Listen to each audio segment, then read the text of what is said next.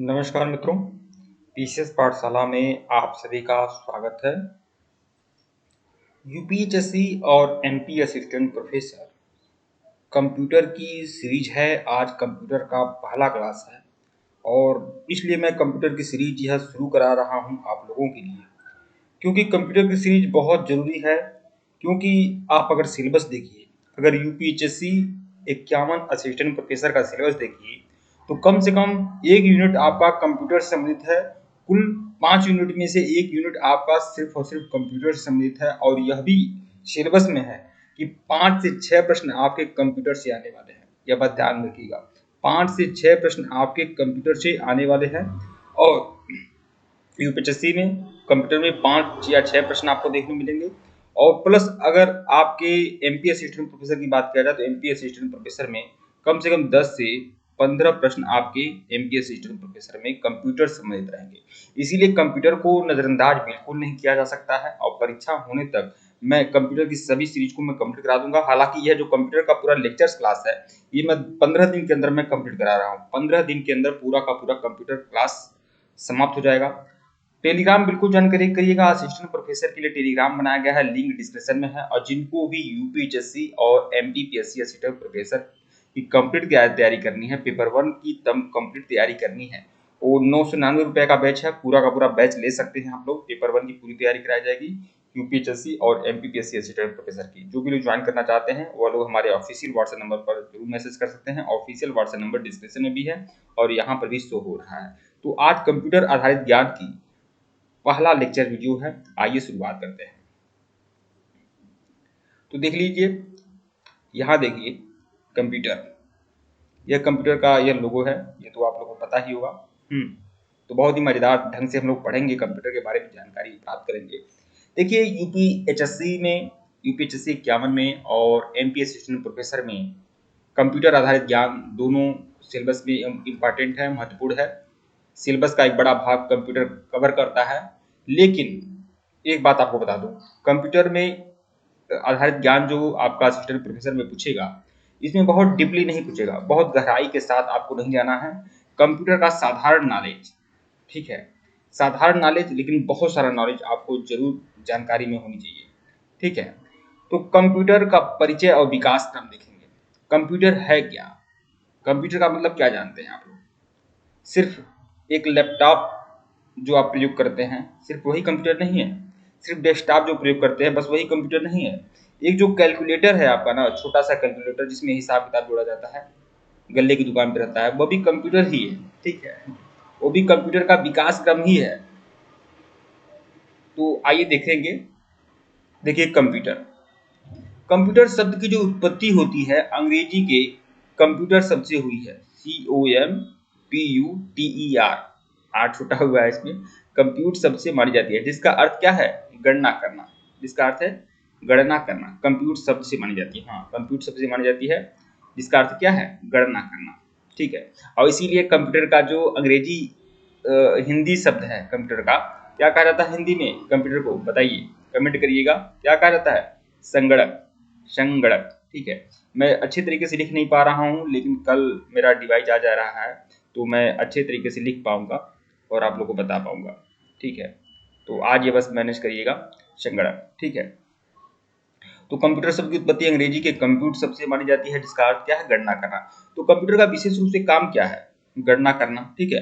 Computer जिसे हिंदी में अभिकल्पित अथवा संगणक के रूप में कहा जाता है, ठीक है, को सामान्यतः एक ऐसे यंत्र के रूप में जाना जाता है जो अत्यंत तीव्र गति से गणनाएं करने में सक्षम है, जो इसके अर्थ को भी और अधिक व्यापक बना देता है।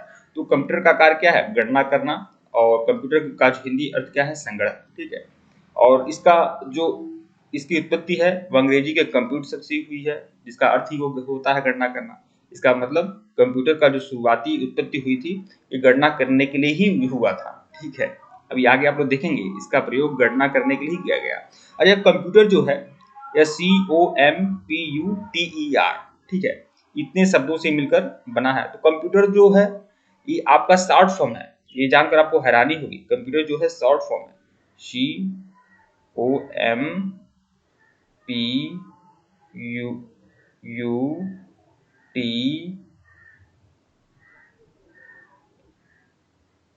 ई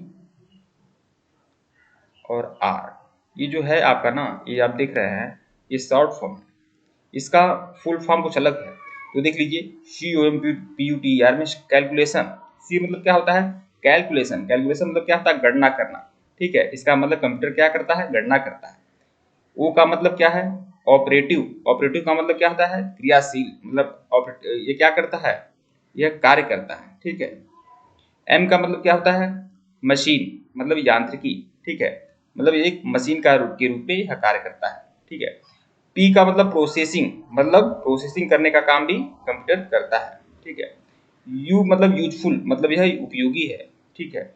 और एक्सटेंसिव मतलब यह क्या है, विस्तृत है, बिल्कुल विस्तृत है। आप देखते हैं कि जैसे कि MS वर्ल्ड एक फाइल जैसे एक एग्जाम्पल बता रहा हूँ, MS ऑफिस में MS वर्ल्ड है। MS वर्ल्ड में इतने सारे फंक्शन है, MS एक्सेल में इतने सारे फंक्शन है कि अगर आदमी सीखे समझे तो कम से कम कई महीने लग जाए। हाँ, तब जाकर आप सीख पाएंगे। तो इसका मतलब कंप्यूटर वास्तव में विस्तृत है, महासागर है। ठीक है, इसलिए यहाँ पर एक्सटेंसिव।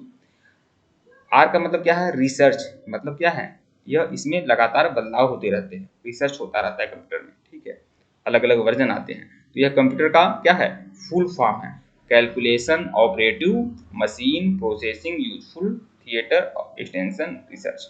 ठीक है।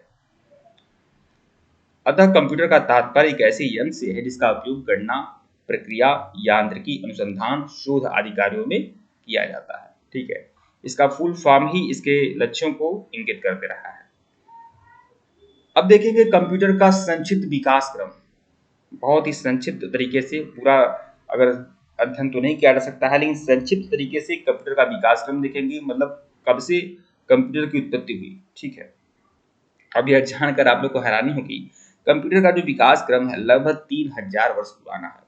तो इसका मतलब ये नहीं है, ये जो कंप्यूटर आप लोग देख रहे हैं इस समय, जो कंप्यूटर आप प्रयोग करते हैं, इसका बहुत पुराना रूप। अब कंप्यूटर का मतलब ऐसी बात नहीं है कि इलेक्ट्रिकल, जैसे मान लीजिए कोई मशीन है जो इलेक्ट्रॉनिक नहीं है, ये इलेक्ट्रिकल है।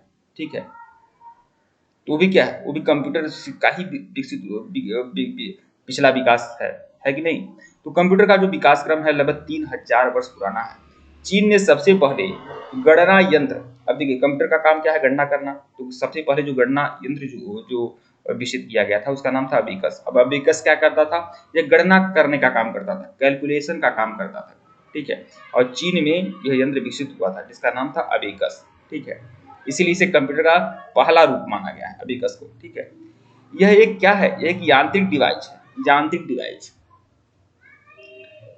डिवाइस कहा गया है। ठीक है,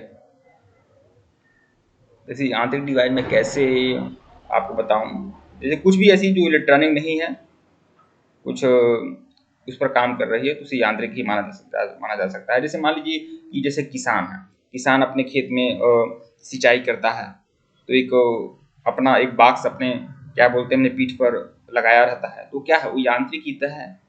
ठीक है। तो 17वीं सदी में फ्रांस के गणितज्ञ ब्लेज पास्कल ने एक यांत्रिक अंकी गणना यंत्र सन 1645 में विकसित किया था। अब देखिए, ब्लेज पास्कल ने क्या किया था, 17वीं सदी में एक अंकी गणना यंत्र 1645 में विकसित किया गया था। इस मशीन को क्या कहा गया है, एडिंग मशीन। तो पहला जो यंत्र था अबेकस था, ये गणना करने में काम आता था, चीन का था, चीन में इसकी उत्पत्ति हुई थी। 17वीं सदी में फ्रांस के गणितज्ञ थे ब्लेज पास्कल, इन्होंने भी एक काउंटिंग मशीन बनाई थी 1645 में, जिसका नाम क्या था, एडिंग मशीन। क्यों, ये क्या काम करता था, यह मशीन केवल जोड़ एवं घटाव करता था, जोड़ घटाना का काम करता था एडिंग मशीन। ये सब कैलकुलेटर ही थे, अबेकस कैलकुलेटर था, अबेकस का आविष्कार तो चीन में हुआ था। और एडिंग मशीन जो ब्लेज पास्कल ने बनाया था, गणितज्ञ थे तो गणित से संबंध यह मशीन बनाए थे। ठीक है, जो जोड़ घटाने का काम करता था। अब देखिए लगातार कंप्यूटर का विकास होता जा रहा है। अब अगली जो मशीन बनती है, जेकार्डस लूम। जेकार्डस, देखिए लूम क्या होता है, लूम एक डिवाइस है, यंत्र है, जिससे क्या होता है, जिसे कपड़े होते हैं ना, कपड़े बहुत रंग बिरंगे कपड़े होते हैं, तो बहुत पहले जो कपड़े बनते थे, लाल, हरा, नीला, पीला, तो उसमें जो रंग, उसमें जो डिजाइन बनाया जाता था कपड़ों में, ये लूम की सहायता से ही बनाया जाता था। ठीक है, लूम की सहायता से ही कपड़ों की छपाई होती थी। ठीक है, लूम की सहायता से ही कपड़ों वाले जो न्यूज़पेपर बहुत पहले चलते थे। ठीक है, जब शुरुआती न्यूज़पेपर चलता था वो कपड़ों पर ही था। ठीक है, तो ये क्या थे, कपड़ों पर जो छपाई, कपड़ों पर जो डिजाइनिंग होती थी वो लूम के द्वारा ही होती थी, इसे कहा गया जेकार्डस लूम। ठीक है, यह भी कंप्यूटर का ही पिछला रूप है। तो देखिए सन 1801 में फ्रांसीसी बुनकर जोसेफ ने कपड़े बुनने के लिए ऐसे लूम का आविष्कार किया था जो कपड़ों में स्वतः ही डिजाइन या पैटर्न देता था। ठीक है, कपड़ों में स्वतः ही डिजाइन मतलब एक फिक्स हो जाता था, ऐसे ही डिजाइन के कपड़े छापो। तो कपड़े तो सादे होते थे और उसी में क्या करता था, वो डिजाइनिंग का काम करता था। ठीक है, जेकार्डस लूम। एक कंप्यूटर का ये सब आप ये सोचेंगे कि सिर्फ लैपटॉप ही कंप्यूटर नहीं है, ये जितने कंप्यूटिंग डिवाइस होती है ये सब कंप्यूटर जो पिछली कंप्यूटिंग डिवाइस है ये सब है। ठीक है, अब देखिए आमतौर पर इन्हें कंप्यूटर का जनक कहा जाता है चार्ल्स बेबेज को। चार्ल्स बेबेज को क्या कहा जाता है, कंप्यूटर का जनक। तो देखिए चार्ल्स बेबेज का डिफरेंस इंजन, अब यहाँ से थोड़ा सा आधुनिक कंप्यूटर जैसा कुछ बनेगा। ठीक है, चार्ल्स बेबेज का डिफरेंस इंजन।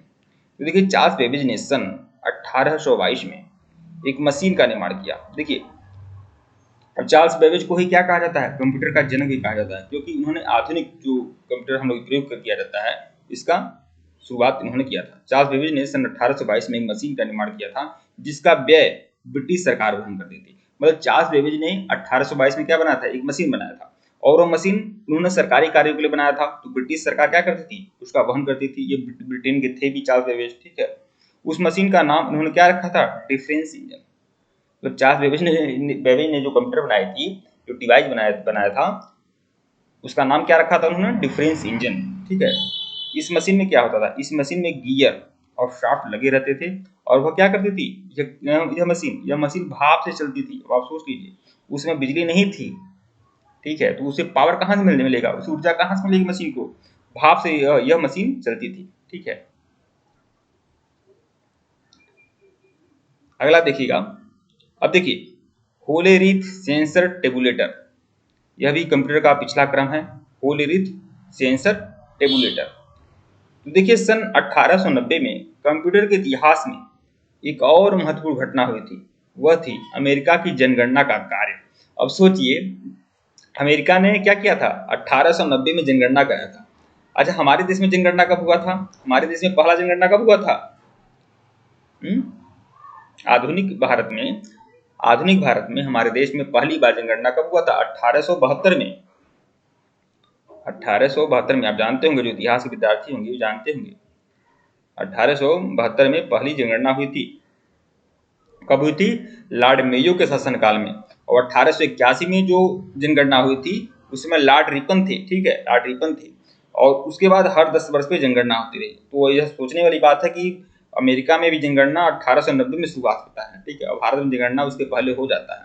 तो 1890 में कंप्यूटर के इतिहास का महत्वपूर्ण घटना वह थी जब अमेरिका की जनगणना का कार्य, मतलब 1890 में अमेरिका की जनगणना का कार्य इस कंप्यूटर को सौंपा गया था, होलेरीथ सेंसर टेबुलेटर को। ठीक है, सन 1890 में 90 से पूर्व जनगणना का कार्य पारंपरिक तरीके से ही किया जाता था। ठीक है, हो सकता है कि अमेरिका में इसके पहले जनगणना हुआ हो।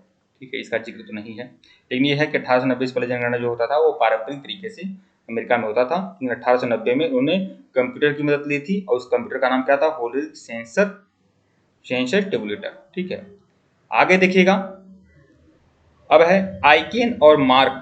आइकेन और मार्क, यह कंप्यूटर क्या है, सन 1940 में इलेक्ट्रोमैकेनिकल कंप्यूटिंग अपने शिखर पर पहुंच चुका था। ठीक है, आईबीएम के 4 शीर्ष इंजीनियरों एवं हार्वर्ड आइकेन से 1944 में एक मशीन को विकसित किया था। 1944 में यह मशीन विकसित किया गया था आईबीएम ने। ठीक है, इसका आधिकारिक नाम क्या रखा था इन्होंने, ऑटोमेटिक सीक्वेंस कंट्रोलर कैलकुलेटर। ठीक है,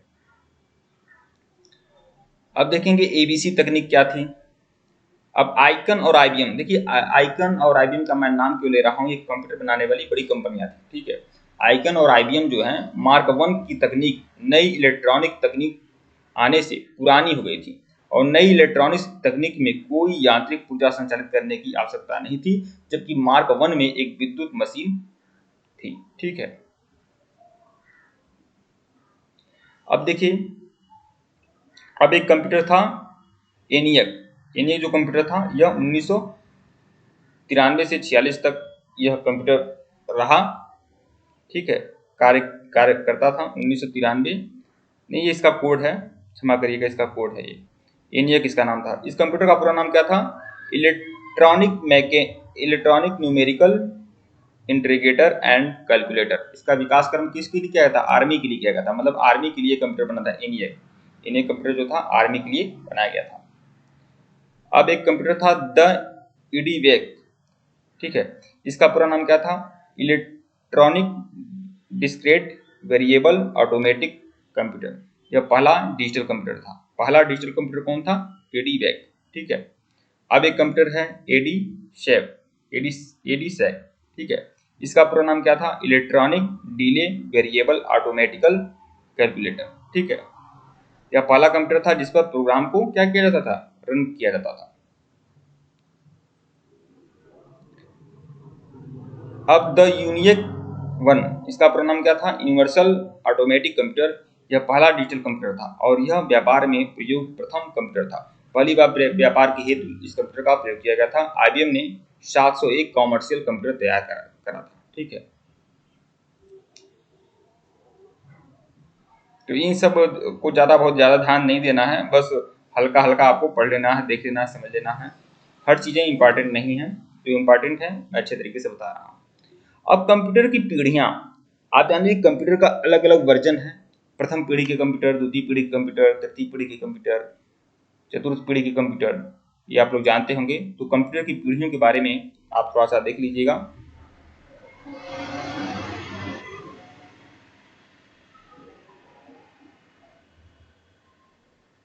ठीक है मित्रों, वीडियो को लाइक और चैनल को सब्सक्राइब करिएगा। वीडियो थोड़ा लंबा हो गया है। अब अगले क्लास में हम लोग कंप्यूटर की पीढ़ियों से संबंधित क्लास को फिर से शुरू करेंगे और यह लेक्चर्स 1 था। इस तरह से देखिए, मैं लगभग 10 दिन के अंदर, मैं 15 दिन में ज़्यादा बोल रहा हूँ, 10 दिन के अंदर मैं पूरी कंप्यूटर की सीरीज करा दूंगा, जो UPSC और MPSC प्रोफेसर दोनों के लिए बहुत इंपॉर्टेंट होगा। जिनको भी हमारा कोर्स ज्वाइन करना है वो लोग हमारे ऑफिशियल व्हाट्सएप नंबर पर मैसेज जरूर कर सकते हैं। ऑफिशियल व्हाट्सएप नंबर डिस्क्रिप्शन में भी दिया गया है और यहाँ पर भी शो हो रहा है, आप जरूर मैसेज कर सकते हैं। धन्यवाद आप लोग।